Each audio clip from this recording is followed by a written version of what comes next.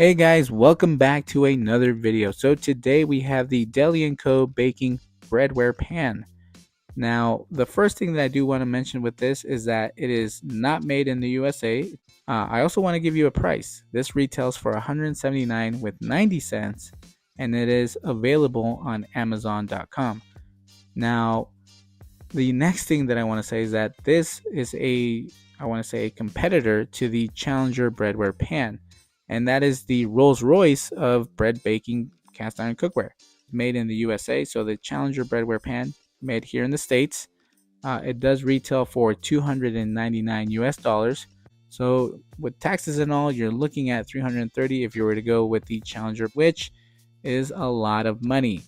And I didn't want to spend that much money on a breadware pan, so I decided to opt with this one. So I think the Challenger might be a one pan deal versus this one, where I feel like you can use it for multiple things because as you can see, the top or bottom, whatever you want to call it, has a heat ring, so you can invert the bottom and use it as a fryer or a Dutch oven, and the lid can be used as a griddle or pan.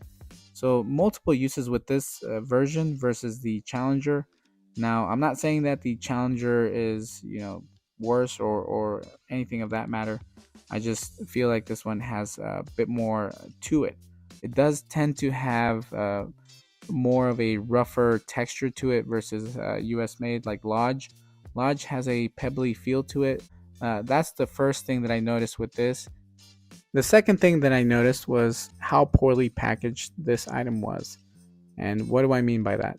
Well, it was shipped by Amazon, and it was shipped in a box that was 2 times bigger than the Dutch oven. And to make matters worse is that when I opened the box for the Dutch oven, there was no kind of bubble wrap, no kind of protection, nothing else.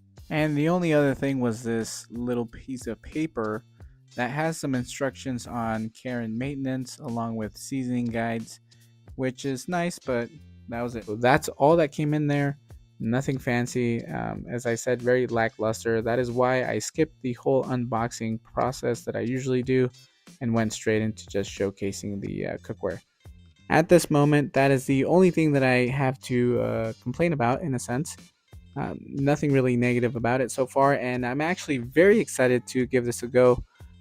Before we do actually start the whole baking process, I do want to just showcase what I meant by the Dutch oven being inverted, or the bottom piece being inverted, and you can use it or double it as a fryer, as a Dutch oven, and the lid can double as a griddle or a pan. So multiple uses, and I just wanted to showcase that.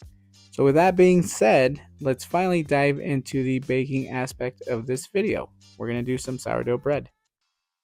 Alright guys, and I don't necessarily have a recipe to give you guys, but let me know in the comments if you guys want me to do a sourdough starter video or a recipe, something that I like to use. If you guys are interested, I do have some great recipes that I've acquired from Instagram.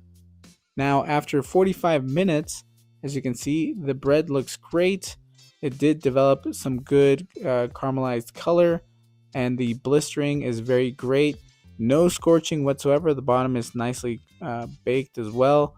The other reason why it did such a great job is the bread mat. No sponsor here, but the bread mat, a great tool to use for bread baking. Any kind of artisanal bread baking, this one will help you out a lot. But the Dutch oven, it did a great job. No issues whatsoever. No damage to the cast iron. It did survive 465 degrees in the oven, and I think I got great results. I'm very happy. I do like how big it is because this is the first time that I make a batard that's that long. Usually I do round loaves. I hadn't really done a large batard style bread loaf, and this Dutch oven is meant for that. So I'll be using this one specifically for the batards, and the round is going to be in the Lodge. Overall, very happy. I do recommend it, and if you guys are interested, make sure that you check them out on Amazon because they don't have a website. But with that, if you guys have any questions, leave that in the comments below, and as always, I appreciate your time. Thank you guys for watching.